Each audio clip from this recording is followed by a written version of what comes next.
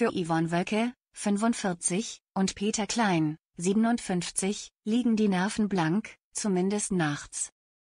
Der Reality-TV-Star und die Schauspielerin bekommen in ihrer gemeinsamen Berliner Wohnung am Kurfürstendamm wenig Schlaf.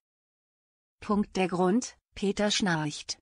Es reicht, es muss endlich eine Lösung her, äußerte sich Yvonne gegenüber der Bild-Zeitung.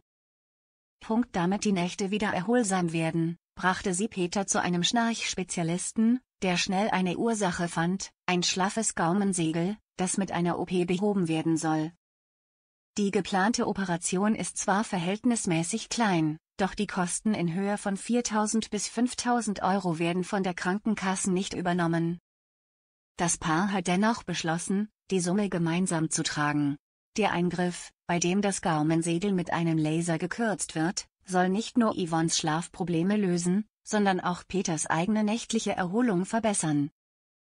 Er will natürlich auch, dass ich glücklich bin, erklärte die 45-Jährige gegenüber dem Blatt und fügte hinzu, dass die Umstände zunehmend eine Belastung für die Beziehung seien.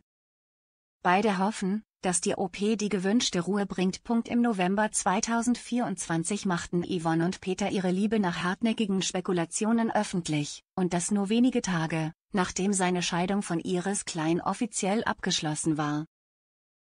Im Rahmen der zweiten Staffel der deutschen Forsthaus-Rampensau-Edition gaben die beiden ihr Pärchendebüt im Reality-TV.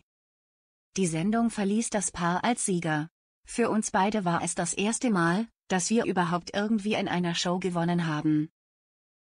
Wir waren mega happy, den Sieg nach Hause holen zu können und überglücklich, dass wir als Team so eine super Leistung abgeliefert haben, schwärmten sie im Promi-Flash-Interview.